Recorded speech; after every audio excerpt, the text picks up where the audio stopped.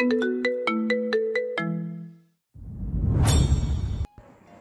ঘরে প্রবেশ করেই মিষ্টি জানতে পারল তার সদ্য বিবাহিত স্বামী তাকে একা ফেলে রওনা দিয়েছে ফ্রান্সের উদ্দেশ্যে। কথাটা শোনা মাত্রই মিষ্টি হতাশার দীর্ঘশ্বাস ফেলে বসে পড়ল বিছানার মাঝে। নজর বুলিয়ে দেখল ফুল দ্বারা সজ্জিত বিছানাটার দিকে। এসব এখন তার কাছে মূল্যহীন।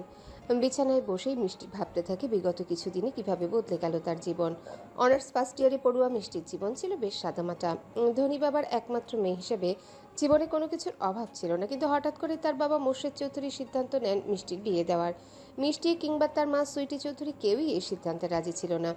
তবুও মোর্শেদ চৌধুরী জোরাজুরিতে বাধ্য হয়ে তার ঘনিষ্ঠ বন্ধুর ছোট ছেলে নেভি অফিসার রাফসান শিকদারের সাথে 21 বছর বয়সী মিষ্টি যখন জানলো তার বিয়ে হতে চলেছে 29-এর রাফসানের সাথে, তখন তো সে সরাসরি না করে দিয়েছিল বিয়ের জন্য। কিন্তু মোর্শেদ চৌধুরী জেদের কাছে সেসব আপত্তি ধোপে টিকল না।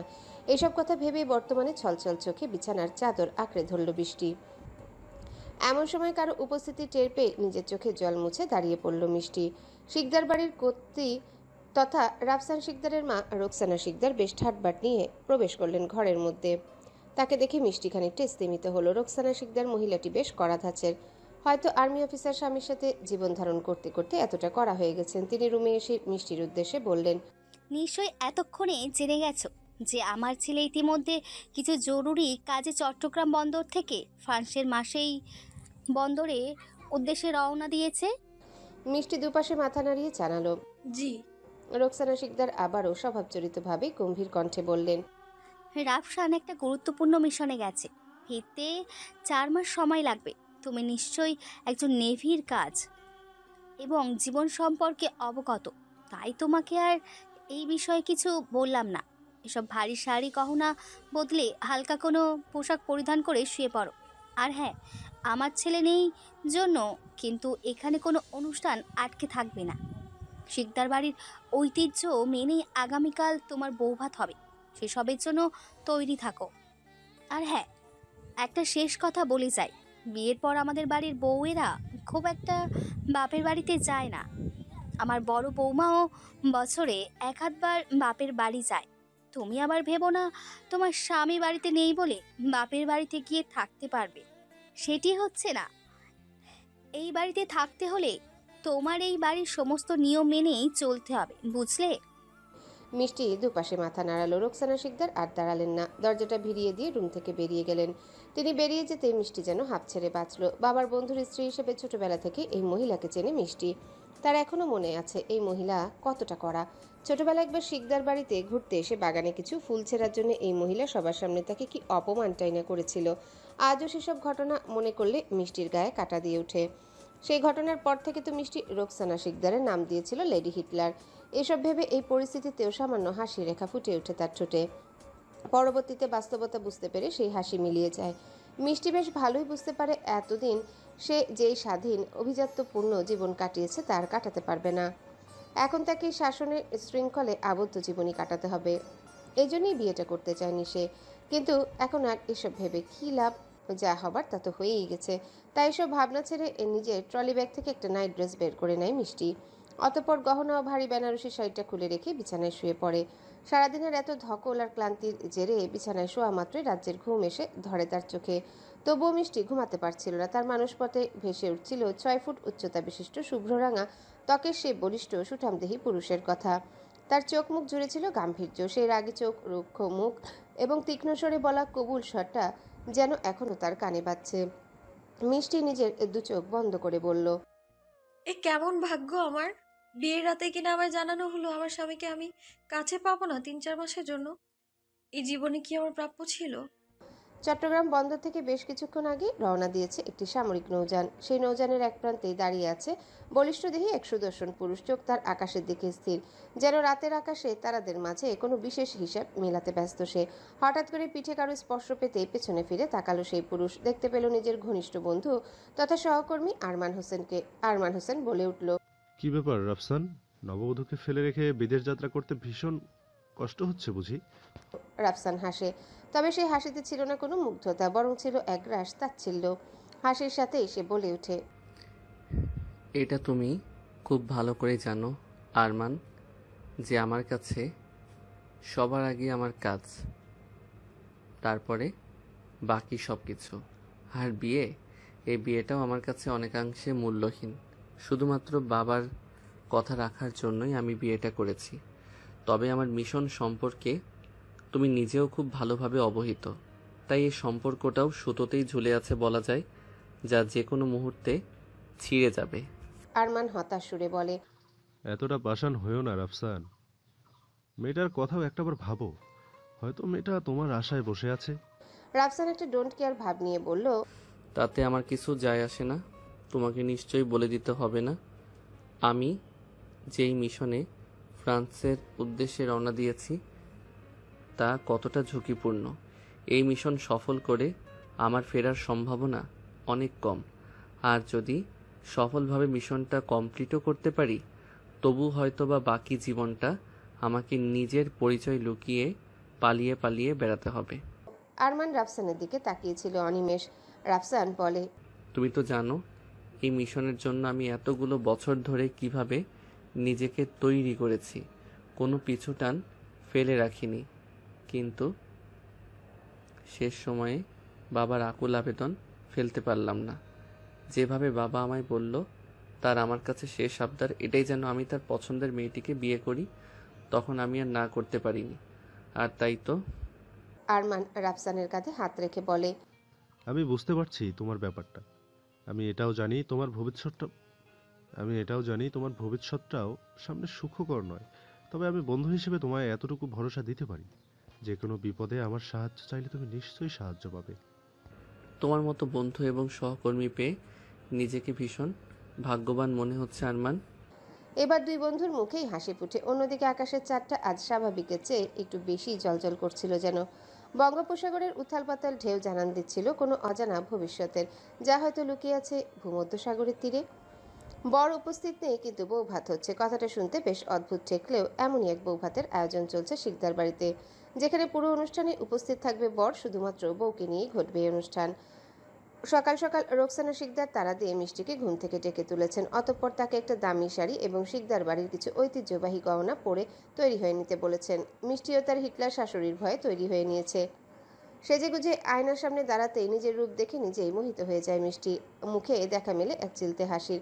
অতঃপর বাস্তবতা বুঝতে পেরে সেই হাসি মিলিয়ে যায়। মিষ্টি স্বগতোক্তি করে বলে, এই সাজগোজের কি আসলেই কোনো মূল্য আছে, যেখানে আমার সদ্য বিবাহিত স্বামীই নেই আমার পাশে? নিজের যাবতীয় দীর্ঘশ্বাস আড়াল করে মিষ্টি সেজেগুজে বাইরে আসে। রুমের বাইরে পা রাখতে মিষ্টি মুখোমুখি হয় তার বড় যা ফারিয়ার। ফারিয়া মিষ্টিকে দেখে স্মিত হেসে বলে, আরে, তুমি ইতিমধ্যে তৈরিও হয়ে গেছো? বেশ সুন্দর লাগছে তো তোমার। ধন্যবাদ ভাবি। তুমি তাহলে শাড়ি পরতে পারো। মা তো আমায় বলল যেন তোমায় সাহায্য করি শাড়ি পরাতে। মিষ্টি বলে, বাবা মায়ের আদরের মেয়ে হতে পারি, কিন্তু অকর্মণ্য নই। মোটামুটি গৃহস্থলী কাজ সবই পারি। ফারিয়ার হাসি মিলিয়ে যায়। সে মিনমিনে স্বরে বলে, তাহলে তো ভালোই। বাড়ির বউ তো এমনই হওয়া উচিত। যাই হোক, নিচে চলো, সেখানে সবাই তোমার জন্য অপেক্ষা করছে। মিষ্টি ফারিয়ার কথায় মাথা নাড়িয়ে সম্মতি জানায়। অতঃপর পা বাড়ায় সামনের দিকে। সিঁড়ি বেয়ে নিচে নামতেই মিষ্টি টের পায় পুরো শিকদার বাড়ি অতিথিদের ভিড়ে গিজগিজ করছে। দম ফেলারও জায়গা নেই। রোকসানা শিকদারের নজর গেল মিষ্টির দিকে। মিষ্টিকে দেখেই তিনি এগিয়ে এসে বললেন, তৈরি হয়ে গেছো তাহলে? এসো, আমি তোমাকে সবার সাথে পরিচয় করিয়ে দিচ্ছি। ব্যাস, শুরু হয়ে গেল এক বিরাট পরিচয় পর্ব। বিভিন্ন নিকটাত্মীয় থেকে শুরু করে দুঃসম্পর্কের কত মানুষের সাথে মিষ্টির পরিচয় করিয়ে দিলেন তিনি। অতঃপর কিছু জরুরি কাজে একটু দূরে গেলেন। মিষ্টি তখন এতগুলো অপরিচিত মুখের মাঝে একদম একা হয়ে গেল। আর এই সুযোগেই কিছু মহিলা তাকে ঘিরে ধরল। মিষ্টি অস্বস্তি বোধ করতে লাগলো এত অচেনা মানুষের ভিড়ে। তার এই অস্বস্তি বাড়িয়ে একজন ভদ্রমহিলা প্রশ্ন করে বসলেন, আচ্ছা, তোমার স্বামী কোথায়? তাকে যে কোথাও দেখছি না। মিষ্টি বুঝতে পারল না এই প্রশ্নের কি উত্তর দিবে। এমন সময় পাশ থেকে আরেক মহিলা বলে উঠলেন, আমি তো শুনলাম বিয়ের পরই নাকি কোনো এক মিশনে রওনা দিয়েছে বিদেশে। সে কি কথা? বিয়ের পর ঘরে নতুন বউ ফেলে বিদেশে চলে গেল? আদৌ কি কোনো মিশন, নাকি বউ পছন্দ হয়নি জন্য পালিয়ে গেল? মিষ্টির পক্ষে এসব কথা সহ্য করা সম্ভব হচ্ছিল না। এরই মধ্যে একজন নারী বলে উঠলেন, আমার তো তোমার জন্য ভীষণ কষ্ট হচ্ছে। তোমার অবস্থাটা তো আমি বুঝতে পারছি। থাক মেয়ে, আর কষ্ট পেও না। আজকালকার যুগে তো পরিবর্তন হয়েছে। যদি তোমার স্বামী আর ফিরে না আসে, তাহলে তুমিও আরেকটা বিয়ে করে নতুন করে সংসার শুরু করো। মিসেস পাটোয়ারি। হঠাৎ করে গম্ভীর একটা কণ্ঠ শুনে সবাই স্তব্ধ হয়ে যায়। কণ্ঠটা ছিল রোকসানা শিকদারের। যতটা না তেজ তার কণ্ঠে ছিল, তার থেকেও বেশি তেজ নিয়ে তিনি এগিয়ে এলেন সকলের সামনে। অতঃপর কড়া গলায় বললেন, আমার ছেলের বউকে এসব কুপ্ররোচনা দেবেন না, না হলে আমি ভুলে যাব সে আপনি আমাদের বাড়ির অতিথি। মিসেস পাটোয়ারির মুখটা চুপসে গেল। রোকসানা শিকদার এবার সকলের উদ্দেশ্য করে স্পষ্ট করে বললেন, সবাই কান খুলে শুনে রাখুন, আমার ছেলে ভীষণ গুরুত্বপূর্ণ একটা মিশনে বের হয়েছে। সেসব আপনারা কেউ বুঝবেন না, তাই এই নিয়ে কথা বন্ধ করুন। অতঃপর তিনি মিষ্টির উদ্দেশ্যে বললেন, সব সময় চুপ করে থাকা সমস্যার সমাধান নয়। চুপ থাকলে সমস্যার সমাধান হয় না, বরং সমস্যা বাড়ে। কিছু স্থানে উচিত জবাবও দিতে হয়, সেটা করার চেষ্টা করো। মিষ্টি স্থির হয়ে থাকে। রোকসানা শিকদার সকলের দিকে একটা রাগী দৃষ্টি দিয়ে চলে যান। মিষ্টিও তার সেখানে বেশিক্ষণ দাঁড়িয়ে না থেকে সরিয়ে যায়। সামনের দিকে পা বাড়াতেই হঠাৎ করে একটা চেনা কণ্ঠ শুনতে পায়। মিষ্টি, মাই গার্ল। গলার স্বর অনুসরণ করে তাকাতে মিষ্টি দেখতে পায় তার মা সুইটি চৌধুরীকে। তাকে দেখা মাত্রই মিষ্টি আবেগপ্রবণ হয়ে যায়। অতঃপর দৌড়ে গিয়ে জড়িয়ে ধরে নিজের মাকে। তার দু চোখ বেয়ে উপরে পড়ছিল নোনা জল। সুইটি চৌধুরীও আবেগের সাথে নিজের মেয়েকে জড়িয়ে ধরে আবেগঘন স্বরে বলে, তুমি ঠিক আছো তো মাই ডটার? কোনো কষ্ট হচ্ছে না তো এখানে মানিয়ে নিতে? মিষ্টি আলতো স্বরে বলে। না। সুইটি চৌধুরী নিজের মেয়ের কান্না টের পেয়ে বলেন, তাহলে কাঁদছো কেন? তোমাদের কথা খুব মনে পড়ছিল। এমন সময় মিষ্টির বাবা মোর্শেদ চৌধুরীও সেখানে উপস্থিত হয়ে বলেন, এখন তো তোকে আমাদের ছাড়াই থাকার অভ্যাস করে নিতে হবে। বিয়ের পর যে শ্বশুরবাড়িটাই মেয়েদের সব। মিষ্টির ভীষণ অভিমান ছিল তার বাবার উপর, তাই সে আর কিছু বলে না, শুধু নীরব থাকলো। তার বাবার দিকে তাকালো অভিযোগের চোখে। এমন সময় হঠাৎ করে সেখানে উপস্থিত হলেন রফিকুল শিকদার, রাফসানের বাবা তথা তার মোর্শেদ চৌধুরীর ঘনিষ্ঠ বন্ধু। দুই বন্ধুই একে অপরকে জড়িয়ে ধরল। রফিকুল শিকদার হেসে বললেন, এখানে আসতে কোনো কষ্ট হয়নি তো? আরে না, কষ্ট হবে তো। আমার তো মেয়েটাকে দেখার জন্য মনটা ভীষণ ছটফট করছিল। আমার মিসেসের অবস্থাও অনেকটা একই, তাই চলে এলাম। রফিকুল শিকদার বলেন, এটা এখন তোর মেয়ের বাপের বাড়ি, তাই যখন ইচ্ছে আসতে পারবি, এসে নিজের মেয়েকে দেখে যাবি। সুইটি চৌধুরী হঠাৎ করে বলে ওঠেন, আচ্ছা, আপনার ছেলে রাফসান ও কোথায়? ওকে দেখতে পাচ্ছি না কেন? রফিকুল শিকদারের মুখের হাসি হঠাৎ মিলিয়ে যায়। তিনি বেশ নত সুরেই বলেন, ও হ্যাঁ, একটা কথা তো আপনাদের জানানো হয়নি। মিষ্টিও নিশ্চয়ই আপনাদের একটা কথা জানায়নি। আসলে আমার ছেলে রাফসানও আসলে গতকাল রাতেই একটা মিশনে চট্টগ্রাম পোর্ট থেকে ফ্রান্সের মার্স পোর্টে উদ্দেশ্যে রওনা দিয়েছে। ওর ফিরতে ফিরতে কয়েক মাস লেগে যাবে। রফিকুল শিকদারের কথা শুনে সুইটি চৌধুরী নিজের মেয়ের দিকে তাকান। মিষ্টি চোখের জলের রহস্য এবার তার কাছে পুরোপুরি পরিষ্কার। এবার তিনি রাগী চোখে নিজের স্বামী মোর্শেদ চৌধুরীর দিকে তাকান। এমনিতেই তিনি এই বিয়ে নিয়ে খুশি ছিলেন না। এখন এই কথা জানার পর তার অসন্তোষ বৃদ্ধি পেল। তিনি কোনো রাগঢাক না রেখেই বললেন, এটা কেমন কথা? আপনার ছেলের কি কোনো কাণ্ডজ্ঞান নেই? বিয়ে করতে না করতেই আমার মেয়েটাকে এভাবে একা রেখে চলে গেল। মোর্শেদ চৌধুরী নিজের স্ত্রীর উদ্দেশ্যে বললেন, আহ সুইটি, এমনভাবে বলছো কেন? এটা ভুলে যেও না যে রাফসান একজন নেভি অফিসার। ওর কিছু দায়িত্ব আছে। হঠাৎ করে কাজে পড়ে গেলে আর কি করার। তুমি তো চুপই থাকো। এতই যদি কাজের প্রতি ভালোবাসা, তাহলে বিয়ে করতে গেছিলে কেন? শুধু শুধু আমার মেয়ের জীবনটা নষ্ট করে দিলে। এখানে জীবন নষ্টের কি আছে? ও তো কয়েক মাসেরই মিশনে গেছে, সারা জীবনের জন্য তো আর যায়নি। সুইটি চৌধুরী নিজের স্বামীর কোনো গ্রাহ্য না করে বললেন, তোমার জেদেই আমার মেয়েটা বিয়ে হলো, না হলে আমার বা মিষ্টির কোনো ইচ্ছাই ছিল না এই বিয়ে হবার। এখন আমি আমার মেয়েকে কোনোভাবেই সাফার করতে দেব না। সুইটি চুপ করো, সবাই দেখছে। আমি কিচ্ছু কেয়ার করি না। মিষ্টি, তুই চল আমার সাথে। তোকে আর এক মুহূর্তও এখানে থাকতে হবে না। বলেই তিনি মিষ্টির হাত ধরে টান দেন। সুইটি চৌধুরী মিষ্টির হাত ধরে টেনে বলেন, তোমার আর এখানে থাকার কোনো প্রয়োজন নেই। আমার সাথে বাসায় চলো তুমি। মোর্শেদ চৌধুরী নিজের স্ত্রীর উদ্দেশ্যে বলেন, এমন বাড়াবাড়ি করে না সুইটি। বাড়াবাড়ি আমি না, বাড়াবাড়ি আমি না, বাড়াবাড়ি করেছো তুমি। আর আমি কিছুতেই আমার মেয়ের জীবন নিয়ে খেলতে দেব না। তোমার বাড়াবাড়ির ফল আমার মেয়ে ভোগ করবে, এটা হতে পারে না। এমন সময় রোকসানা শিকদার এগিয়ে এসে বলেন। এসব হচ্ছেটা কি এখানে? রোকসানা শিকদারকে দেখে সুইটি চৌধুরী বললেন, আপনার ছেলে কোন আক্কেলে বিয়ের পর নিজের নতুন বউকে ফেলে বিদেশে চলে গেল? আমার মেয়ের জীবনে সিনেমিনে খেলার অধিকার আপনার ছেলেকে কে দিয়েছে? রোকসানা শিকদার বলেন, কী সব উল্টোপাল্টা কথা বলছেন আপনি? আমার ছেলে কেন আপনার মেয়ের জীবন নিয়ে খেলবে? ও তো আর একেবারের জন্য চলে যায়নি, ও আবার ফিরবে। সেটাই তো জানতে চাই যে কবে ফিরবে আপনার ছেলে। আর আপনার ছেলে যতদিন না ফেরে ততদিন তো আমার মেয়ে এই বাড়িতে থাকার কোনো মানে হয় না। তাই আমি সিদ্ধান্ত নিয়েছি, আমার মেয়েকে আমি ফিরে নিয়ে যাব আমার বাসায়। তারপর আপনার ছেলে এই দেশে ফেরার পর না হয় ওকে আবার এখানে ফিরিয়ে দিয়ে যাব। এটা কেমন কথা বলছেন আপনি মিসেস চৌধুরী? আমাদের বাড়ির বউকে আপনি এভাবে বাড়ি থেকে নিয়ে যেতে পারেন না। বাহ, আপনার ছেলে নিজের বউকে ফেলে চলে যেতে পারে আর আমি আমার মেয়েকে নিয়ে যেতে পারবো না? এটা কি মগের মুল্লুক পেয়েছেন? মগের মুল্লুক আমি না, মগের মুল্লুক পেয়েছেন আপনি। দোষ তো এখানে আমার ছেলের না, ওর প্রফেশনটাও তো আপনাকে দেখতে হবে। সবটা জেনেই তো আপনারা আপনাদের মেয়ের সাথে আমার ছেলের বিয়ে দিয়েছিলে, তাই না? তাহলে এখন এসব নাটক করার মানে কি বলুন?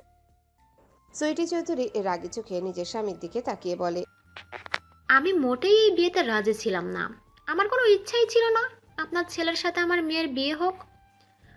আর না হতো আমার মেয়ের ইচ্ছা ছিল আপনার ছেলেকে বিয়ে করার।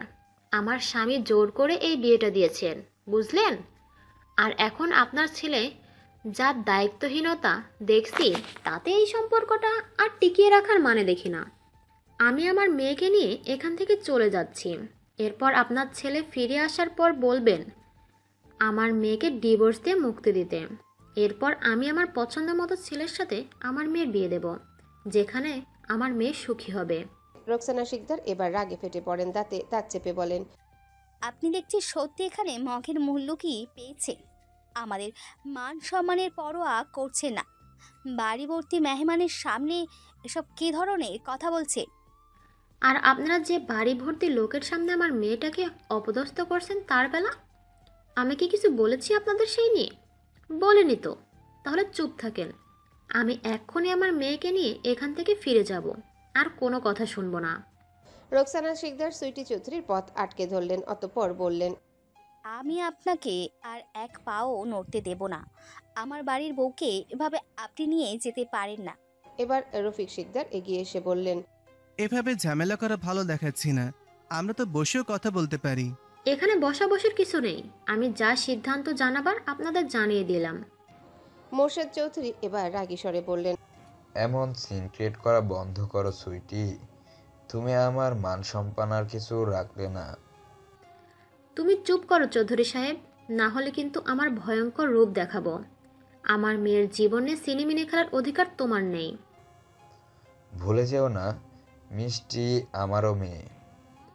ও তাই? যদি সত্যিই নিজের মেয়ের ভালো চাইতে, তাহলে এই পরিবারে নিজের মেয়ের বিয়ে দিতে না। আমি আর কিচ্ছু শুনতে চাই না। মিষ্টি, তুমি আমার সাথে চলো তো। রোকসানা শিকদার এবার মিষ্টিকে জিজ্ঞাসা করেন, মিষ্টি, আমি শেষবারের মতো তোমার থেকে একটা কথা জানতে চাই। তুমি কি সত্যি তোমার মায়ের সাথে যেতে চাও? যদি চাও তাহলে আমি তোমায় বাধা দেব না, কিন্তু যদি তুমি এখানে থাকতে চাও তাহলে আমি তোমার সেই সিদ্ধান্তকে স্বাগতম জানাবো। মিষ্টির মন যেন দোলাচলে পড়ে যায়, সে কি বলবে কিছু বুঝতে পারে না। এমন সময় সুইটি চৌধুরী বলে ওঠেন, ও আবার কি বলবে? আমার কথাই আমার মেয়ের কথা। ও জানে আমি ওর বাবার মতো নয়। আমি অবশ্যই ওর ভালো চাই। ও আমার সাথে যাবে। মোর্শেদ চৌধুরী মিষ্টিকে উদ্দেশ্য করে বলে, দেখো মিষ্টি, আমি যা করেছি তোমার ভালোর জন্যই করেছি। রাফসান অনেক ভালো ছেলে, ওর সাথে সংসার করলে তুমি সুখী থাকবে।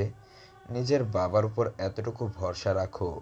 এখন হয়তো বা পেশাদারিত্বের জন্য দায়বদ্ধ থেকে ওকে ফ্রান্সে যেতে হয়েছে, কিন্তু ও একবার ফিরলে তুমি দেখো ও নিজের দায়িত্ব পালনের কোনো গাফলতি করবে না। দয়া করে তোমার মায়ের কথা শোনো না। তোমার মা সংসার ভাঙতে চাইছে। তুমি একদম মেয়েকে ব্রেন ওয়াশ করার চেষ্টা করবে না। ও খুব ভালো করেই জানে কে ওর ভালো চায়। গর্জে উঠে বলেন সুইটি চৌধুরী। মিষ্টি নিজের বাবা মায়ের এসব কথায় তিতি বিরক্ত হয়ে বলে, চুপ করো তোমরা। তখন থেকে শুধু তোমরা নিজেদের কথাই বলে যাচ্ছ।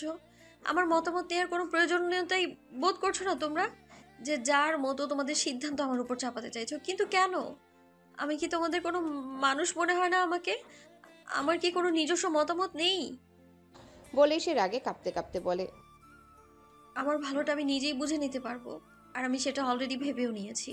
সুইটি চৌধুরী বলেন, হ্যাঁ, তুমি এবার এদেরকে বলে দাও তো যে তুমি এখান থেকে এক মুহূর্ত থাকবে না, আমার সাথে ফিরে যাবে বাসায়। মম প্লিজ বলতে দাও আমায়। এরপর মিষ্টি একটা দীর্ঘশ্বাস ফেলে বলে, আমার বিয়ে হয়ে গেছে, তাই এখন এই বাড়িটাই আমার আসল বাড়ি। আমার স্বামীর অবর্তমানেও তাই আমি এখানেই থাকবো, আর আমার স্বামীর ফিরে আসা পর্যন্ত অপেক্ষা করব আমি। এই কথা শুনে মোর্শেদ চৌধুরী, রফিক শিকদার, রোকসানা শিকদার সবাই খুশি হয়ে যান। এদিকে সুইটি চৌধুরীর মুখে অমাবস্যা নেমে আসে। তিনি বলেন, যা বলছো ভেবে বলছো তো? হ্যাঁ মম, আমি এখানেই থাকবো, এটাই আমার শেষ সিদ্ধান্ত। আশা করি আর কারো আমার এই সিদ্ধান্তে কোনো আপত্তি থাকবে না। অবশ্য আপত্তি জানালেও আমি মানতে বাধ্য নই।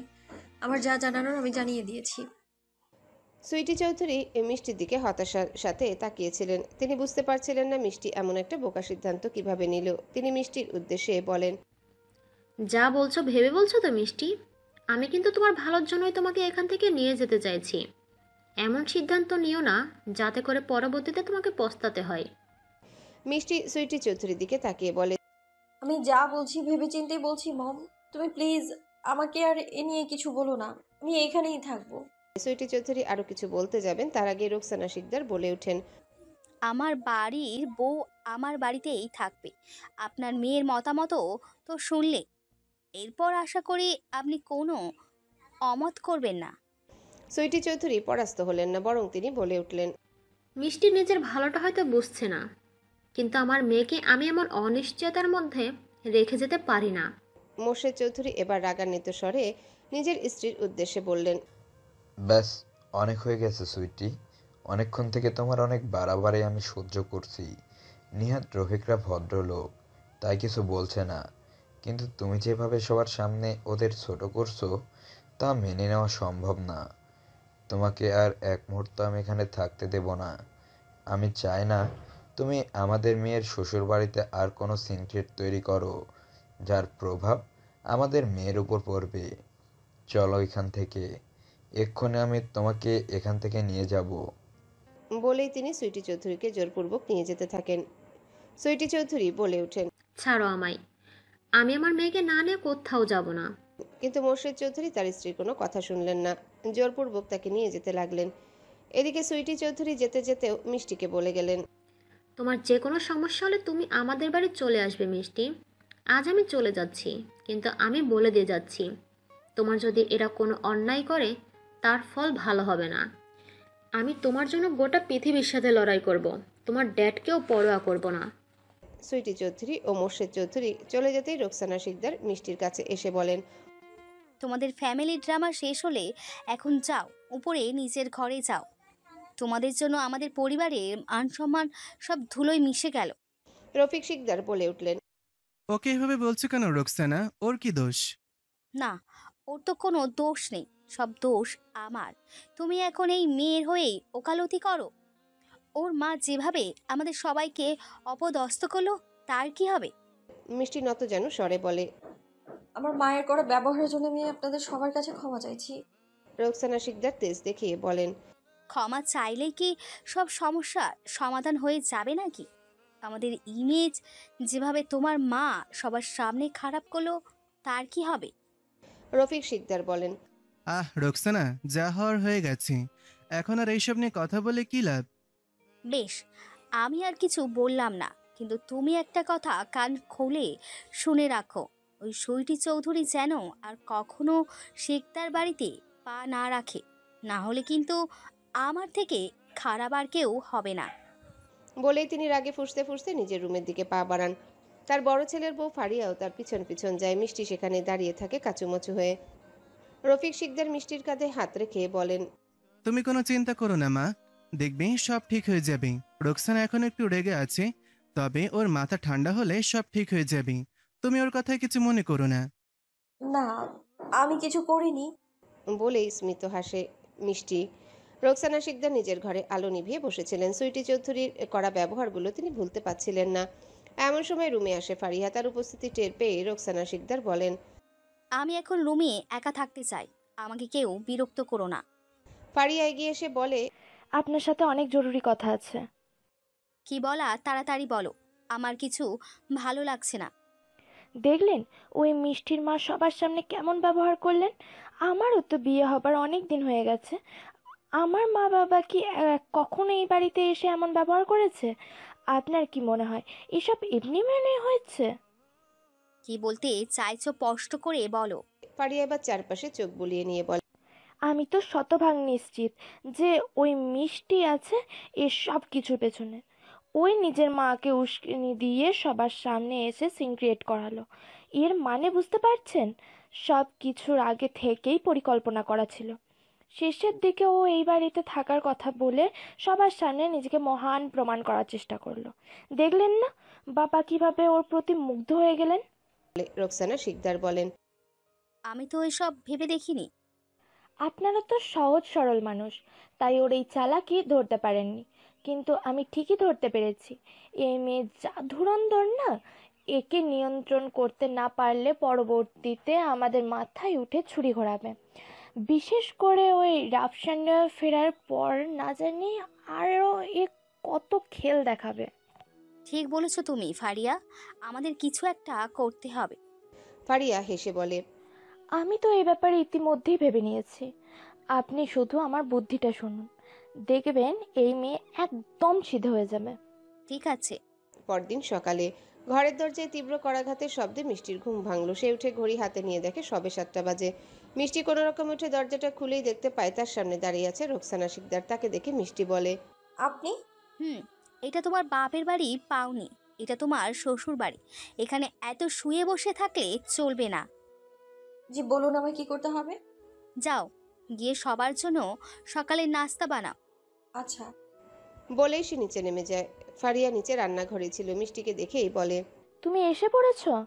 এই নাও, আমি ময়দা পানিতে ভিজিয়ে রেখেছি, তুমি এগুলো মেখে রুটি বানিয়ে নাও, সাথে ডিমও ভেজো। আমার ছেলেটা আবার স্কুলে যাবে, আমায় ওকে তৈরি করে দিতে হবে। আশা করি বাকি কাজটা তুমি করতে পারবে। মিষ্টি অবাক স্বরে বলে, কিন্তু আমি তো আগে কখনো রান্না করিনি। এত বড় ধেড়ে মেয়ে হয়েছো আর রান্না করোনি? তাহলে ইউটিউব দেখে করে নাও। আমি এতদিন একা হাতে সব করেছি, এবার তুমি করবে, বুঝলে? বলেই ফারিয়া চলে যায়। মিষ্টি হতাশ চোখে তাকিয়ে থাকে। ফারিয়া যেতে যেতে বলে, এবার এই সুযোগে আমি সব দায়িত্বের বোঝা নিজের কাঁধ থেকে ঝেড়ে ফেলবো। এদিকে মিষ্টি কোনো রকমে ফোনে রেখে রুটি বেলে, যদিও সেগুলোর সাইজ ঠিক হয় না। এরপর সেগুলো কড়াইতে রাখতেই তার হাতে তেল ছিটকে পড়ে পোড়া যায়। এতে সে চেঁচিয়ে ওঠে। যা শুনে রোকসানা শিকদার ছুটে আসেন। তিনি এসে এই রুটির সাইজ দেখে বলেন, এগুলো রুটি বানিয়েছো না তোমার মায়ের কথা? ছি। মিষ্টির চোখে জল চলে আসে। তার মায়ের বলা কথাগুলো মনে পড়ে। মিষ্টি নিজের চোখে জল মুছে কোনো রকমে দৌড়ে নিজের ঘরে চলে আসে। অতঃপর দরজা বন্ধ করে জোরে জোরে আর্তনাদ করে কাঁদতে থাকে। তার আজ ভীষণ কষ্ট হচ্ছে। কেন জানি মায়ের বলা কথাগুলো খুব মনে পড়ছে। ইচ্ছে করছে এক ছুটে এখানে চলে যেতে, কিন্তু কেন জানি মন তাতে সায় দিচ্ছে না। মিষ্টি স্বগতোক্তি করে বলে, আমি এখান থেকে এখন কোথাও যাব না, আর এর শেষটা আমি দেখতে চাই। আমি ওই রাফসান শিকদারের মুখোমুখি হতে চাই, তার কাছে জানতে চাই কেন আমাকে বিয়ের পর এভাবে একা ফেলে গিয়েছিল। অন্তত আমি তার কাছে ছোট হব না, কোনো কিছুরই মূল্যেই না। সেদিন আমি বুক ফুলিয়ে ওনাকে বলবো, উনি ওনার দায়িত্ব পালন না করলেও আমি করেছি। সেই দিনটার জন্য এখানে থেকে আমায় যত কষ্টই সহ্য করতে হোক না কেন, আমি তা করব। মিষ্টি এই কথা বলে পণ করে নেয় এখন থেকে সে নিজেকে আরো শক্ত করবে, অন্যায়ের বিরুদ্ধে রুখে দাঁড়াবে। রোকসানা শিকদার রুটিতে তা দিচ্ছিলেন। এমন সময় ফারিয়া সেখানে এসে বলে, এ কি মা, আপনি এসব করছেন কেন? মিষ্টি কোথায়? ওকে না আমি বললাম এসব কাজ একা একা করতে, তা না করে ও আপনাকে রান্না করতে দিয়ে চলে গেছে। মেয়েটার সাহস তো মন্দ নয়। রোকসানা শিকদার বিরক্ত স্বরে বলেন, ফারিয়া, মিষ্টিকে তো দেখলাম তেমন রান্নাই করতে পারে না।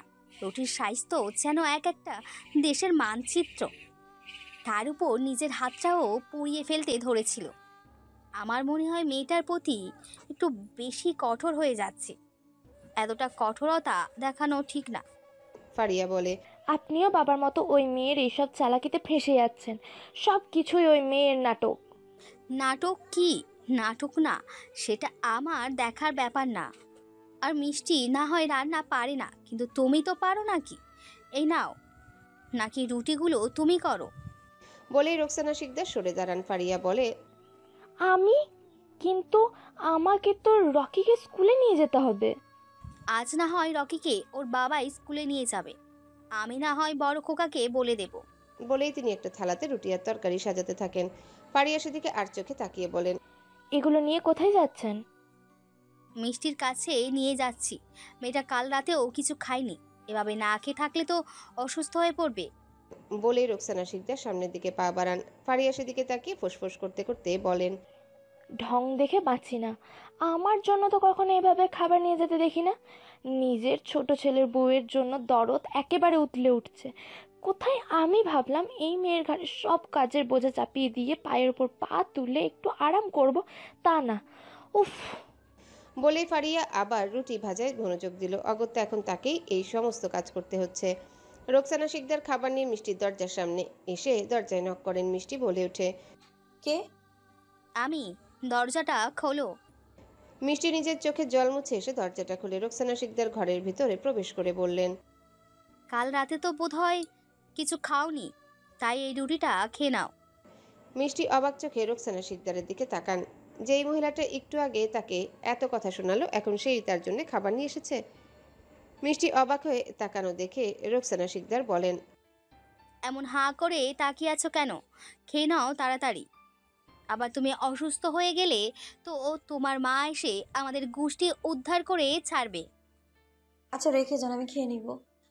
রোকসানা শিকদার একটা টেবিলে খাবার রেখে বলেন, এখনই খেয়ে নাও, আমি এখানেই আছি। তুমি খাওয়া শেষ করো, তোমার খাওয়া শেষ হলে আমি যাব।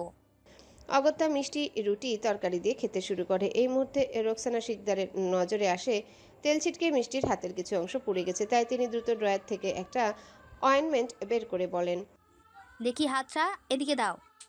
মিষ্টি যেন আজ অবাকের উপর অবাক হচ্ছিল। রোকসানা শিকদার নিজের হাতে যত্ন করে মিষ্টির হাতে অয়েনমেন্ট লাগিয়ে দেন। মিষ্টি তখন হতবাক নয়নে তাকিয়েছিল এই কঠোর মানুষটার দিকে, যাকে সে সবসময় হিটলার লেডি হিসেবে জেনে এসেছে। তার যে এমন একটা নরম মাতৃসুলভ দিক আছে সেটা সে কখনোই আন্দাজ করতে পারেনি।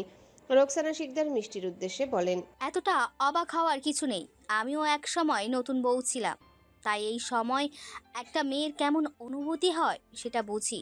তুমি হয়তো জানো না, আমারও বিয়ে দুদিন পরেই তোমার শ্বশুরমশাইকে একটা জরুরি মিশনে বাইরে যেতে হয়। দীর্ঘ 6 মাস পর তিনি ফিরে আসেন। এই সময় আমার জীবনে অভিজ্ঞতা ভীষণ বাজে ছিল। আমি চাই না তোমাকেও সেই অভিজ্ঞতার মধ্য দিয়ে যেতে হোক। আসলে গতকালকার ঘটনা নিয়ে তোমার মায়ের উপর ভীষণ রেগেছিলাম। সেই রাগের বহিঃপ্রকাশ তোমার উপরে করে ফেলেছি। আসলে কি বলো তো, এই পরিবারকে আমি অনেক কষ্টে আগলে রেখেছি, তাই কেউ যখন এই পরিবারের দিকে আঙুল তোলে তখন আমার ভালো লাগে না। মিষ্টি বলে, আমি আপনার ব্যাপারটা বুঝতে পারছি, আমি কিছু মনে করিনি। বেশ, তাহলে এখনকার মতো খেয়ে নাও। আর হ্যাঁ, তোমার যদি কোনো রান্না শেখা না থাকে তাহলে ধীরে ধীরে শিখে নিও, আমি তোমায় সাহায্য করব। মিষ্টির হঠাৎ কি হয় সে জানে না। মিষ্টি রোকসানা শিকদারকে জড়িয়ে ধরে। রোকসানা শিকদারও হতবিহ্বল হয়ে পড়েন। তিনি মোটেও এটা আশা করেননি। মিষ্টি ব্যাপারটা বুঝতে পেরে দূরে সরে এসে বলেন, দুঃখিত, আসলে হঠাৎ করে আমার কি যে হলো। রোকসানা শিকদারের মতো গম্ভীর মানুষের মুখেও এক চিলতে হাসির দেখা মিলে। তিনি বলেন, কোনো ব্যাপার না, আমি কিছু মনে করিনি। খেয়ে নাও, খাবারটা ঠান্ডা হয়ে গেলে আর ভালো লাগবে না। মিষ্টি খেতে শুরু করে। বিশাল বড় একটা জাহাজ ভেসে চলেছে সমুদ্র জলরাশির উপর দিয়ে। সেই জাহাজের এক প্রান্তে বসে সুনীল আকাশের দিকে তাকিয়ে আছে এক পুরুষ। চোখে তার তীব্র জেদ। হঠাৎ করে কারো একটা পায়ের শব্দ শুনে পেছনে ফিরে তাকায় সেই পুরুষ। আরমান এগিয়ে আসে, স্মিত হেসে বলে, কি ব্যাপার রাফসান, রোজ ওই আকাশের দিকে তাকিয়ে কি দেখ? রাফসান বলে, এই আকাশ যেন এক বিশাল রহস্য আর প্রশ্নের ভাণ্ডার লুকিয়ে রেখেছে নিজের মাঝে। এমন কত রহস্য তো এই পৃথিবীর বুকেও লুকিয়ে আছে, তাই না? বুঝি না তুমি আজকাল এসব কেমন রহস্যজনক কথা বলো। সদ্য বিবাহিত বউকে ছেড়ে এসে বুঝি পাগল হয়ে গেছো? মেয়েটার মুখও বুঝি ঠিকভাবে দেখোনি, তাই না? রাফসান প্রসঙ্গ বদলে বলে, আমাদের মার্সেই বন্দরে পৌঁছাতে আর কত সময় লাগবে? সবে তো মাত্র 2 দিন হলো, আমাদের আরও 20 থেকে 25 দিন সময় লাগবে মার্সেই তো পৌঁছানোর জন্য। মাঝপথে যদি ঝড় ওঠে তাহলে আরও বেশি সময় লাগতে পারে। রাফসান একটা দীর্ঘশ্বাস ফেলে বলে, সময় যেন এগোচ্ছেই না, অথচ আমাকে যত দ্রুত সম্ভব ভূমধ্যসাগরের তীরে ওই মার্সেই শহরে পৌঁছাতে হবে। মিষ্টির দিনগুলো তার শ্বশুর বাড়িতে মোটামুটি স্থিতিশীল কাটছিল। রোকসানা শিকদার এখন আর আগের মতো কঠোর ব্যবহার করেন না, অনেকটাই নরম হয়েছে তার উপর। মিষ্টিও আস্তে ধীরে সব কাজ শিখে বাড়ির পরিবেশের সাথে মানিয়ে নেওয়ার চেষ্টা করছে। এরই মধ্যে সপ্তাহখানেক অতিবাহিত হলো। মিষ্টি আপাতত সংসারের পাশাপাশি নিজের পড়াশোনা জীবনে ফিরে গেছে। নিত্যদিন সে ভার্সিটিতে যায়। রোকসানা শিকদারের মিষ্টির পড়াশোনায় কোনো আপত্তি নেই, তবে ফারিয়ার কাছে ব্যাপারটা ভালো লাগে না। তার মনে হয় মিষ্টি একটু বেশি স্বাধীনতা পাচ্ছে। মিষ্টিকে আজ ভার্সিটি থেকে বাসায় নামিয়ে দিয়ে যায় তার এক বন্ধু, যার নাম আসাদ। ফারিয়া ছাদ থেকে এই ব্যাপারটা লক্ষ্য করে। মিষ্টি বাড়ির ভেতরে প্রবেশ করতে ফারিয়াও ছাদ থেকে নিচে নেমে আসে। অতঃপর ফারিয়ার মুখোমুখি হয়ে তাকে প্রশ্ন করে, বাহ, ভালোই তো চলছে। স্বামী বিদেশে আর বউ অন্য কারোর গাড়িতে করে ভার্সিটি থেকে বাড়ি ফিরছে। মিষ্টি ফারিয়ার এমন ঠ্যাস মারা কথা শুনে বিব্রত বোধ করে, খানিক অসন্তোষ নিয়ে বলে, এসব আপনি কি বলছেন আপু? যা সত্যি তাই বলছি। তোমাকে তো আমি ভালো মেয়েই ভেবেছিলাম। সব সময় কেমন সাদা সিধে, ভাজা মাছটা উল্টে খেতে জানো না এমন ভাব নিয়ে থাকো, অথচ পিছনে পিছনে তো ভালোই শেয়ানা। ভদ্রভাবে কথা বলুন। তোমার মতো চরিত্রহীন মেয়ের সাথে এর থেকে ভালোভাবে কথা বলা যায় না। মিষ্টি এবার ভীষণ রেগে উঠে বলে, মুখ সামলে কথা বলুন আপু। আপনি আমার বড়, এই জন্য এতক্ষণ ধরে আপনাকে সমীহ করে কথা বলছি। আমার ভদ্রতা আর আমার দুর্বলতা ভাববেন না। আপনি আমার চরিত্র সম্পর্কে এহেন মন্তব্য করতে পারেন না, সেই অধিকার আপনার নেই। বাইরে নষ্টামি করে বেড়াবে আর আমি সেটা বললেই ক্ষেপে উঠবে। এরই মধ্যে রোকসানা শিকদার সেখানে উপস্থিত হন। তিনি এসেই বলেন, কি হচ্ছেটা কি এখানে? এত চিৎকার চেঁচামেচি কেন? ফারিয়া রোকসানা শিকদারকে দেখেই বলে ওঠেন, এই তো মা, আপনি এসে গেছেন। নিজের ছোট বৌমাকেই জিজ্ঞেস করুন আজ কি করেছে ও। রোকসানা শিকদার মিষ্টির দিকে তাকান। মিষ্টি বলেন, আপু আমার সাথে শুধু শুধু ঝামেলা করছে। উনি আমার নামে যা নয় তাই বলছেন। ফারিয়া বলে, এই মেয়ে, আসল ঘটনাটা বলো। জানেন মা, এই মেয়ে আজ একটা ছেলের গাড়িতে করে ভার্সিটি থেকে ফিরেছে। কত বড় দুঃসাহস ভাবুন। আমাদের বাড়ির বউ হয়ে এসব নষ্টামি করে বেড়াচ্ছে। ভাগ্যিস আমি ছাদ থেকে নিজের চোখে সবটা দেখেছিলাম। রোকসানা শিকদার মিষ্টির দিকে তাকিয়ে বলেন, বড় বৌমা যা বলেছে তা কি সত্যি মিষ্টি? তুমি কি সত্যি কোনো একটা ছেলের গাড়িতে করে ফিরেছো? কেন করেছো এমন? আমাদের বাড়ি থেকে তো তোমাকে আসা নেওয়ার জন্য গাড়ি পাঠানো হয়। মিষ্টি বিনয়ের সাথে বলে, আসলে আজ আমি ইউনিভার্সিটিতে ক্লাস চলাকালীন অনেক দুর্বল বোধ করছিলাম, তাই একটু তাড়াতাড়ি ফিরতে চাচ্ছিলাম। আর আমাদের গাড়িটাও মাঝপথে খারাপ হয়ে যায়। তখন আমার ফ্রেন্ড আসাদ আমায় বলে সে আমায় বাড়ি পৌঁছে দেবে। আমি প্রথমে ওকে না করেছিলাম যে আমি পাবলিক ট্রান্সপোর্টে ফিরে যাব, কিন্তু আমার শরীর খারাপ ছিল তাই। রোকসানা শিকদার দীর্ঘশ্বাস ফেলে বলেন, বুঝলাম। যাই হোক, এরপর থেকে এমন কোনো ঘটনা ঘটলে আমাদের জানাবে। বুঝতে তো পারছো তোমার স্বামী দেশে নেই। এই অবস্থায় তোমাকে নিয়ে কোনো দুর্নাম ছড়ানো ভীষণ সহজ। আমি চাই না তোমাকে এমন কোনো পরিস্থিতির মুখোমুখি হতে হোক। অতঃপর রোকসানা শিকদার ফারিয়ার দিকে তাকিয়ে রাগী কণ্ঠে বলেন, আর বড় বৌমা তুমি কান খুলে শুনে রাখো, কোনো কিছু না জেনে এভাবে কোনো কারণ ছাড়াই কারোর দিকে এত বড় অভিযোগ আনবে না। তুমি কি মিষ্টিকে দেখেছো কোনো ছেলের সাথে নোংরামি করতে? তাহলে শুধু শুধু কেন ওর নামে সব দুর্নাম রটাচ্ছ? বাড়ির লোকই যদি এমন করে তাহলে বাইরের লোক কি করবে? এরপর থেকে যেন এমন না দেখি, তাহলে আমার থেকে খারাপ আর কেউ হবে না। কিন্তু মা, আমি তো ভালোর জন্যই। চুপ, একদম চুপ করে থাকো। অনেক ভালো করেছো, আর ভালো করতে হবে না। তুমি নিজের কাজে মন দাও, অন্যের পিছনে সারাক্ষণ লেগে থেকো না, বুঝলে? ফারিয়া অনিচ্ছা সত্ত্বেও মাথা নাড়ায়। রোকসানা শিকদার নিজের ঘরের দিকে পা বাড়ান। যাওয়ার আগে মিষ্টিকে বলেন, তোমার শরীর খারাপ হলে নিজের ঘরে গিয়ে বিশ্রাম নাও। আর হ্যাঁ, যথা সময়ে খাবারটা খেয়ে নিও। জি আচ্ছা। রোকসানা শিকদার চলে যাবার পর ফারিয়া একটা কঠোর দৃষ্টিতে তাকায় মিষ্টির দিকে, যেন সে এরপর কোনো সুযোগ পেলে মিষ্টিকে গিলে খাবে। মিষ্টি হতাশার শ্বাস ফেলে নিজের রুমের দিকে এগিয়ে যায়। নিজের রুমে এসেই দরজা লাগিয়ে বিছানায় শুয়ে কাঁদতে থাকে মিষ্টি। এর আগে কেউ কখনো তাকে এত জঘন্যভাবে অপমান করেনি যেমনটা আজ ফারিয়া করলো। মিষ্টি কাঁদতে কাঁদতে বলল, কেন কেন উনি আমার সাথে এমন করছেন? ওনার সাথে তো আমার কোনো শত্রুতা নেই, শুধু শুধু আমাকে কেন এত কথা শুনিয়ে ওনার কি লাভ পেলেন উনি? এরপর সে কিছু একটা ভেবে নিজের চোখের জল মুছে বলল, না, আমায় এইভাবে কাঁদলে চলবে না। নিজেকে শক্ত রাখতে হবে আমায়। সবাই দুর্বল মাটিতেই আঘাত আনে, তাই আমায় নিজেকে শক্ত রেখে চলতে হবে। ফারিয়ার স্বামী রাহুল দুপুরে সমস্ত ঘটনা শুনল তার মায়ের মুখে। সে বাড়িতে ফিরেই তীব্র রেগে ফেটে পড়ে ফারিয়াকে বলল, এসব আমি কি শুনছি ফারিয়া? তুমি আজ আবার কি নতুন অশান্তি করেছো? আমি আবার কি করলাম? তোমার ছোট ভাইয়ের বউয়ের অকামটাই তো তুলে ধরেছি শুধু।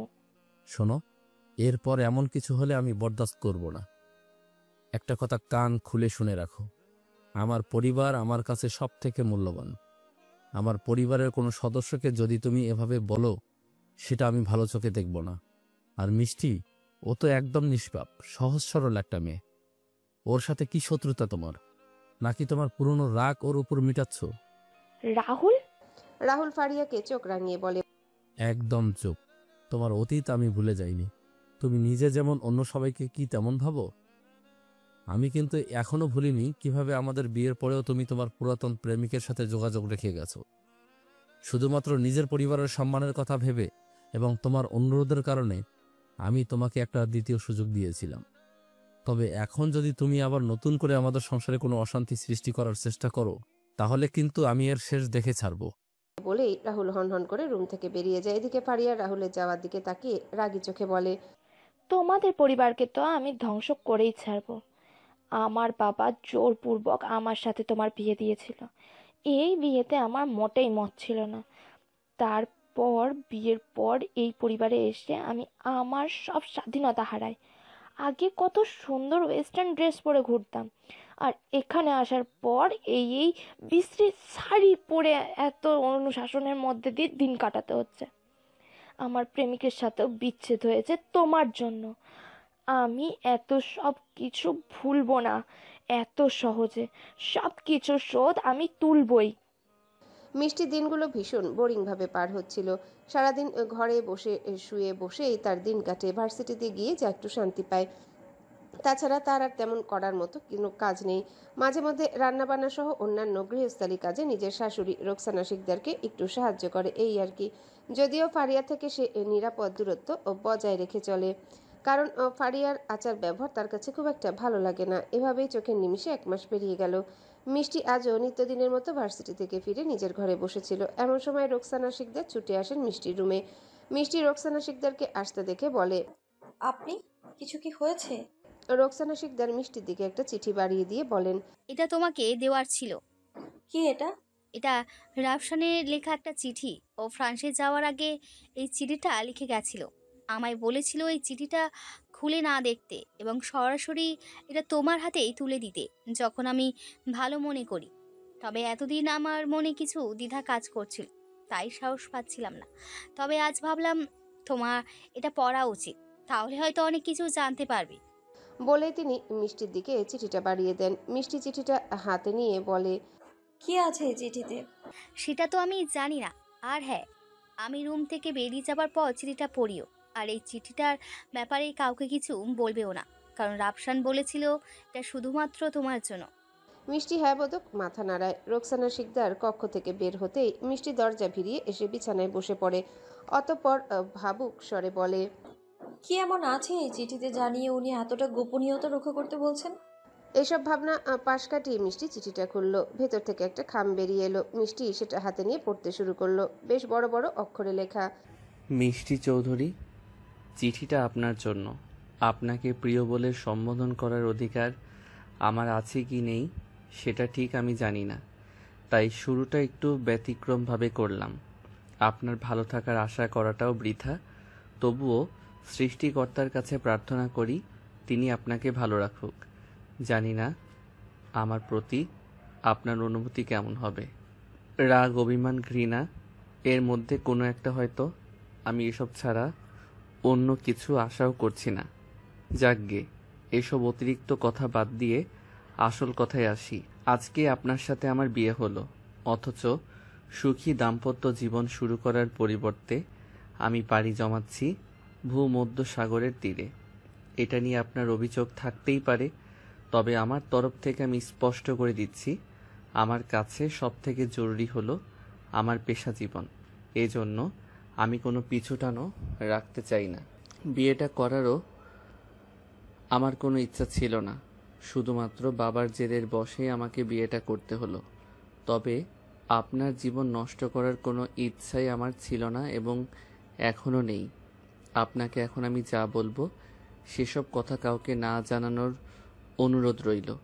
যদিও বা আপনার উপর চাপ সৃষ্টির অভিপ্রায় আমার নেই, তবে একটা নিছক অনুরোধ বলতে পারেন।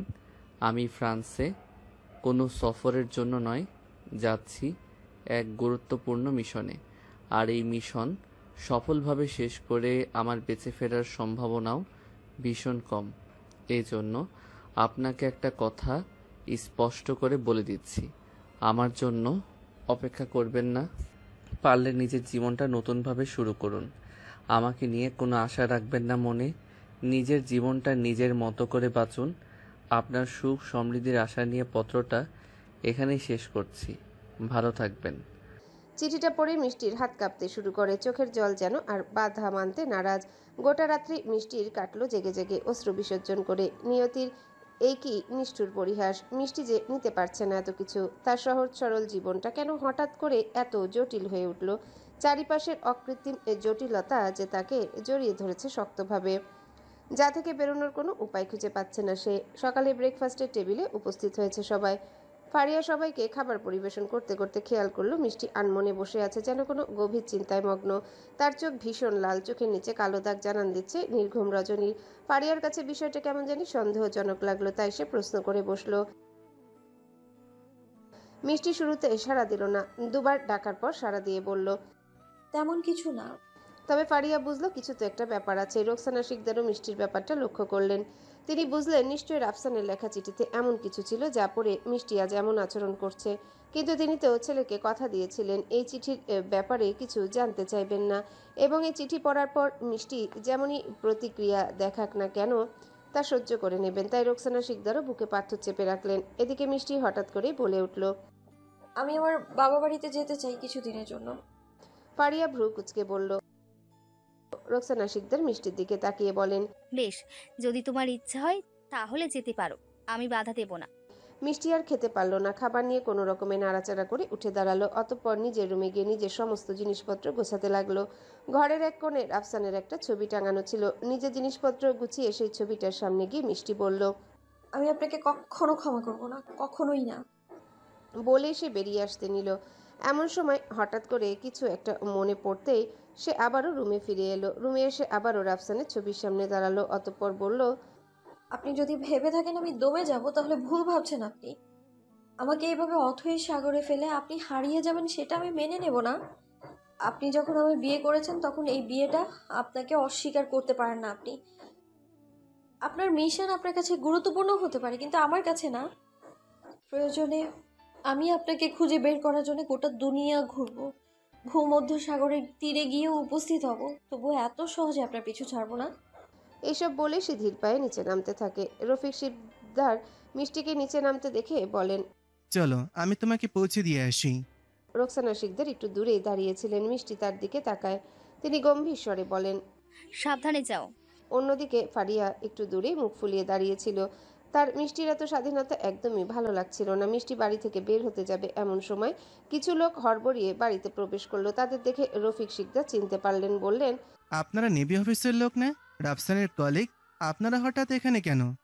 তাদের প্রত্যেকেই বেশ আতঙ্কিত ও শোকাহত লাগছিল। তাদের এই অবস্থা দেখে পরিবারের সবাই ভীত হয়ে পড়ে। তাদের মধ্যে লম্বা করে একজন লোক বলে ওঠে, একটা খারাপ খবর আছে। নেভি মিস্টার রাফসান সিকদার তার টিমকে বহনকারী জাহাজটা ভূমধ্য সাগরে ডুবে গেছে। রিপোর্টটা বলছে কারোর বাঁচার আশা নেই। রোকসানা শিকদার এই খবর শোনা মাত্রই আর্তনাদ করে ওঠেন, আমার রাফসান বলে এবং সাথে সাথে অজ্ঞান হয়ে যায়। রাফসানের সম্ভাব্য মৃত্যুর কথা জেনে মিষ্টি হতবাক হয়ে গেল। তার কানে বারবার বাজছিল শব্দগুলো, সে আর কিছু ভাবতে পারছিল না। রাফসানের লেখা চিঠির কথা মনে পড়তেই তার বুক কেঁপে উঠল। মিষ্টি ক্রন্দনরত স্বরে বলল, এটা হতে পারে না। উনি এভাবে আমার সাথে দেখা না করে চলে যেতে পারেন না। ওনার থেকে যে আমার অনেক প্রশ্নের উত্তর জানার বাকি আছে। বৃদ্ধ রফিক শিকদার পুরোপুরি ভেঙে পড়লেন। একই নিজের সন্তানের মৃত্যু সংবাদ, তার উপর নিজের স্ত্রীর অচেতন অবস্থা মিলিয়ে তাকে একদম দুর্বল করে দিল। তিনি দেয়ালে পিঠ ঠেকিয়ে বসে পড়লেন। রাহুল এই অবস্থায় নিজের মা বাবাকে সামলাতে লাগলো, অথচ এত কিছুর মাঝেও ফারিয়ার মনে মানবিকতার উদ্রেক হলো না। সে মিষ্টির উদ্দেশ্যে বলল, এখনো দাঁড়িয়ে আছো কেন এখানে? এই সংসারটা করার ইচ্ছে ছিল না তাই তো তোমার? দেখো, তোমার ইচ্ছাই পূর্ণতা পেয়েছে। আমার দেবর আর নেই এই দুনিয়ায়। এই সব লোক দেখানো বিলাপ করছো কেন? তোমার তো এখন আনন্দ করার কথা, আনন্দ করো। রাহুল রাগান্বিত স্বরে বলে, এসব তুমি কি যাতা বলছো ফারিয়া? আমি একদম ঠিক বলছি। আল্লাহর দোহাই লাগে চুপ করো। এমনিতে আমার পরিবারের সবাই ভীষণ ভেঙে করেছে, তুমি আর দয়া করে এসব কথা বলো না। মিষ্টি নিশ্চুপ হয়ে দাঁড়িয়ে রইল। হঠাৎ করে যেন শিকদার বাড়িকে এক শোকের পরিবেশ আচ্ছন্ন করে নিল। পুরো বাড়ি হয়ে পড়ল স্থবির। রাফসানের সম্ভাব্য মৃত্যুর কথা শুনে পাড়া প্রতিবেশী, নিকটাত্মীয় সহ অনেকে ইতিমধ্যে ভিড় জমিয়েছেন শিকদার বাড়িতে। তারা এসে পরিবারের লোকদের সান্ত্বনা দিয়ে যাচ্ছেন। কেউ কেউ মিষ্টির কথা ভেবে বলল, মেয়েটার কপালটাই খারাপ, বিয়ের পর ঠিকমতো স্বামীর সন্ধিদ্বই পেল না, আর তাতেই কিনা স্বামীর মৃত্যুর সংবাদ শুনতে হলো। তবে এত কিছুর মাঝেও কিছু সমালোচনা করা স্বভাবের মানুষ মিষ্টির পিছনে পড়ে গেল। তাদের ভাষ্য, মেয়েটা নিশ্চয়ই অপয়া, না হলে বিয়ের মাস ঘুরতে না ঘুরতেই এভাবে স্বামীর মৃত্যু হয়। এসব কথা মিষ্টির কানেও এলো। এত কথার মাঝে মিষ্টি দুমড়ে মুচড়ে গেল। ফারিয়াও ছিল সেই সমালোচনাকারীদের দলে। এদিকে রোকসানা শিকদারের অবস্থা বেশি একটা ভালো না। যতবারই তার জ্ঞান ফিরছে ততবারই তিনি রাফসানের নাম ধরে আহাজারি করে আবারও জ্ঞান হারাচ্ছেন। অবস্থা বেগতিক দেখে তাকে স্যালাইন লাগিয়ে রাখা হয়েছে। পুত্রশোকে স্তব্ধ রফিক শিকদার নিজের স্ত্রী শিয়রে বসে নীরবে চোখের জল বিসর্জন করছেন। এত সব কিছুর মাঝে মিষ্টির মা সুইটি চৌধুরী ও বাবা মোর্শেদ চৌধুরীও ছুটে এলেন এই দুর্দিনে। মোর্শেদ চৌধুরী নিজের বন্ধু রফিক শিকদারের কাছে গিয়ে তাকে সান্ত্বনা দিতে লাগলেন। এদিকে সুইটি চৌধুরী মিষ্টির কাছে এলেন। মিষ্টি নিজের মাকে দেখেই কেঁদে ফেললো। দৌড়ে গিয়ে ছুটে জড়িয়ে ধরল নিজের মাকে। সুইটি চৌধুরীও পরম আবেশে জড়িয়ে ধরলেন নিজের মেয়েকে।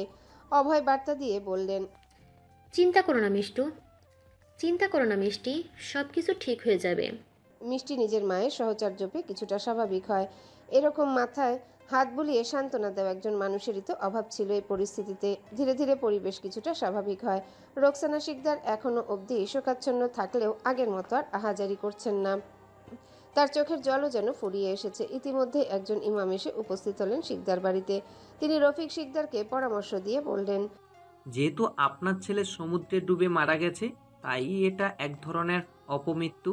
তার দেহ পাওয়া যাবে কিনা এই আশাও সীমিত, তাই সঠিক পদ্ধতিতে দাফন হয়তো সম্ভব হবে না। তার সলিল সমাধি হয়েছে আপনার ছেলের, তার জন্য আল্লাহর নিকট বেশি বেশি দোয়া করবেন।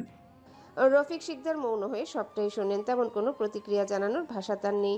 সুইটি চৌধুরী মোর্শেদ চৌধুরীকে বলেন, তুমি ভেবেছো কিছু কি করবে? কিসের ব্যাপার? মিষ্টির ব্যাপারে। আমাদের মেয়েটার পুরো জীবনটা এখনো বাকি আছে।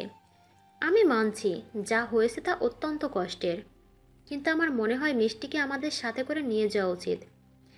এমনিতেও ও যেই পরিচয়ে এই বাড়িতে ছিল তা এখন মূল্যহীন। আমাদের মেয়ের ব্যাপারে এখন তো আমাদেরকেই ভাবতে হবে। এই সময় কি এসব কথা না বললেই নয় সুইটি। রফিক শিকদার পাশেই ছিলেন। তিনি বললেন, ভাবি তো ঠিক কথাই বলেছেন।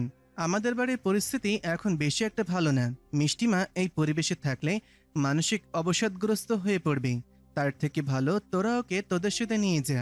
এতে যদি মেয়েটা একটু স্বাভাবিক হয়। সুইটি চৌধুরী একটু দূরে নিশ্চুপ হয়ে দাঁড়িয়ে থাকা নিজের মেয়ে মিষ্টির দিকে তাকান।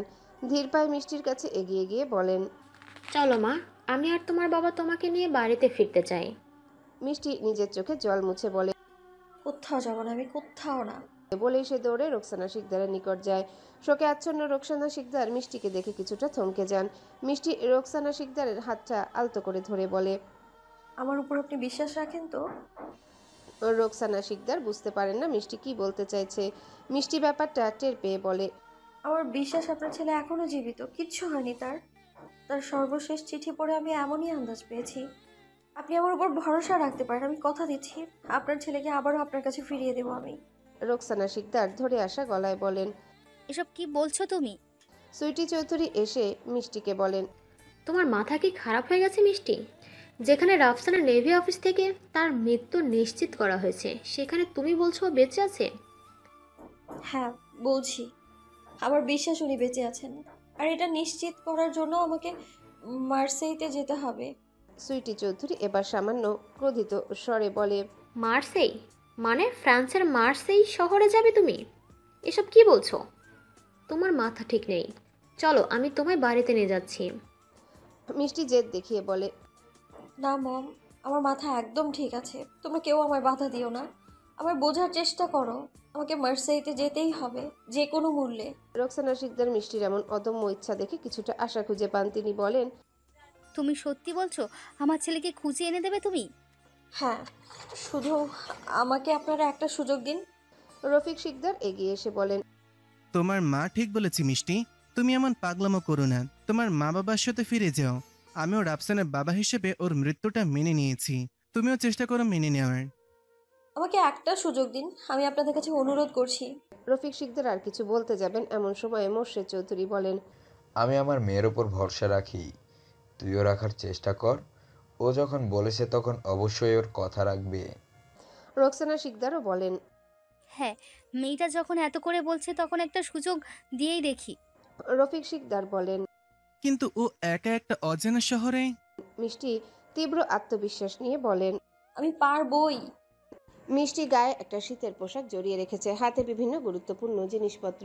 মোর্শেদ চৌধুরী মিষ্টিকে উদ্দেশ্য করে বললেন। তুমি যে সিদ্ধান্তটা নিয়েছো তাতে আমার পুরোপুরি সমর্থন আছে। আশা করি তুমি এবার তোমার স্বামীকে নিয়ে ফিরবে। সুইটি চৌধুরী একটু দূরে নাখোশ হয়ে দাঁড়িয়েছিলেন। মিষ্টি তার কাছে এসে বলে। আমাকে দোয়া করবে না মম? সুইটি চৌধুরী আর রাগ করে থাকতে পারেন না, মিষ্টিকে জড়িয়ে ধরে বলেন। আমার মন যে কোনোভাবেই মানছে না মিষ্টি। তুমি একা এরকম একটা অচেনা দেশে গিয়ে কিভাবে কি করবে? কাউকে একটা সঙ্গে নিয়ে গেলেও তো পারো। মিষ্টি বলে। আমি একাই যাব মম, আমি একাই ওনাকে খুঁজে বের করতে পারবো, তুমি কোনো চিন্তা করো না। সুইটি চৌধুরী কি বলবেন কিছু বুঝতে পারেন না, তার মন মানছিল না, তাই তিনি বলেন। আমিও যাই তোমার সাথে। তোমার বাবাকে বলি আমার পাসপোর্ট ভিসার ব্যবস্থাও করে দিতে। তুমি গেলে এখানে বাবার দেখাশোনা কে করবে মম? বাবার শরীরটা তো এখনো বেশি একটা ভালো যাচ্ছে না। সেটাও ঠিক, কিন্তু ওবারের কাউকে তো নিজের সাথে নিয়ে যেতে পারো। আমি বললাম তো আমি একাই পারবো, তোমরা আমার উপর ভরসা রাখতে পারো। এরই মধ্যে রফিক শিকদার, রোকসানা শিকদার, ফারিয়া আর রাহুল সবাই সেখানে উপস্থিত হয়। রফিক শিকদার মিষ্টির কাছে এসে বলেন। তোমার পাসপোর্ট, ভিসা, প্লেনের টিকিট সব ভালো করে চেক করে নিয়েছে তো?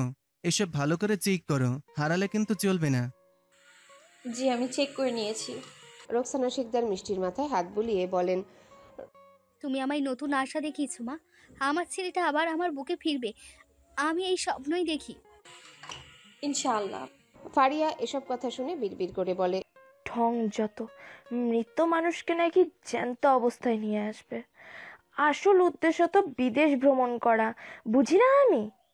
রাহুল ফারিয়ার কথা শুনে রাগী হয়ে বলে। তুমি চুপ করো, এমনিতে তোমার জন্য আমার মিষ্টির সাথে যাওয়া হলো না। আমি তো চেয়েছিলাম ওর সাথে গিয়ে আমার ভাইটাকে খুঁজতে, কিন্তু তুমি বাগড়া দিয়ে দিলে। বেশ করেছি, বাগড়া দিয়েছি। যেখানে তোমার ভাইয়ের অফিসে থেকে তার মৃত্যু নিশ্চিত করা হয়েছে, সেখানে তুমি শুধু শুধু ওখানে গিয়ে কি করবে? ওই মেয়েও দেখবে যাওয়ার কিছুদিন পর আবার ফেরত চলে আসবে। ওকে ওর মতো যেতে দাও। এমনিতে ওই তো জেদ দেখিয়ে বলেছে ও একাই যাবে, তাহলে ওকে ওর মতো যেতে দাও, তাহলেই তো ন্যাকা চুকে যাবে। রাহুল আর কিছু বলে না। মিষ্টি সকলের থেকে বিদায় নিয়ে বিমানবন্দরের দিকে পা বাড়ায়। ঢাকা থেকে সে রওনা দিবে প্যারিস বিমানবন্দরের উদ্দেশ্যে। সেখানে পৌঁছে অতঃপর প্যারিস থেকে মার্সেইতে যাবে। মিষ্টি বিমানবন্দরের ইমিগ্রেশন সেন্টারে প্রবেশের আগে শেষবারের মতো একবার সবার মুখ দেখে নেয়। অতঃপর একটা প্রশান্তিময় হাসি দিয়ে ভেতরে যায়। তার চোখে এখন একটা অদম্য সাহস দেখা যাচ্ছে। এই সাহস দিয়ে যেন এক অপরিচিত শহরে গিয়ে নিজের স্বামীকে খুঁজে বের করে আনার চ্যালেঞ্জ ছুড়ে দিচ্ছে। দীর্ঘ 12 ঘন্টা উড়ানোর পর প্লেন ল্যান্ড করলো প্যারিস বিমানবন্দরে। মিষ্টি বিমান থেকে অবতরণ করেই অবাক চোখে চারিদিকে তাকাচ্ছিল। বিভিন্ন দেশের বিভিন্ন মানুষের আগমন ঘটেছে বিমানবন্দরে। এত সব মানুষের মাঝে সে একদম অপরিচিত এবং ভীত হয়ে উঠেছে। মিষ্টি মনে একটু সাহস সঞ্চার করে বলল, না, আমার এইভাবে ভীত হয়ে থাকলে চলবে না। যে কাজের জন্য ফ্রান্সে এসেছি সেই কাজ আমায় সম্পন্ন করতেই হবে। আমায় খুঁজে বের করতেই হবে মিস্টার রাফসান শিকদারকে। ওনাকে আবার ওনার পরিবারের কাছে ফিরিয়ে দিতে হবে। এছাড়াও ওনার থেকে আমার যে প্রশ্নের উত্তর জানা বাকি অনেক। হ্যালো বন্ধুরা, পরবর্তী পার্ট খুব তাড়াতাড়ি আসবে, তো সবাই অপেক্ষায় থাকো। আর চ্যানেলটি যারা এখনো সাবস্ক্রাইব করোনি তারা পরবর্তী পার্ট দেখার জন্য চ্যানেলটি সাবস্ক্রাইব করে রেখো। ধন্যবাদ সবাইকে, আমাদের সাথেই থেকো।